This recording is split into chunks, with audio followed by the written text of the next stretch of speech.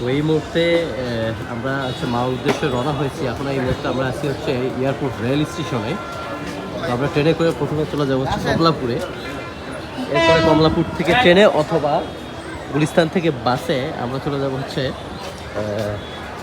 মাওয়াতে আর কি, ইলিশ খাওয়ার উদ্দেশ্য। এই সঙ্গে আমরা পদ্মা সেতুটাও ঘুরে দেখবো আর কি। এই যে সবাই আছে এখানে, হ্যাঁ আমরা প্রায় আমরা যাচ্ছি নিচ পর্যন্ত 5-6 জন। তো এই হলো আর কি অবস্থা। তো আশা করি আজকে এই জার্নিটা খুব আনন্দময় হবে, সুন্দর একটা জার্নি হবে। আর জার্নি করা হচ্ছে একটু নিজেকে রিফ্রেশ করা। অলরেডি আমরা দেখতে পাচ্ছি ঢাকা ছেড়ে উত্তরবঙ্গের দিকে একটা ট্রেন চলে যাচ্ছে। আর আমরা এই কাউন্টার থেকে তুমি খেতে ওই দিক দিয়ে যেতে হবে ভাই, ওই দিক দিয়ে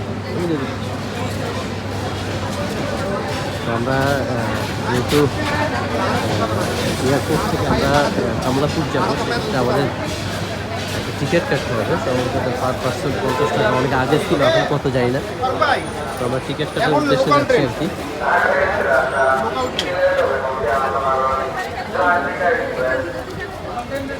এখান থেকে টিকিট কাটতে হবে, এটাই সেই কাউন্টার।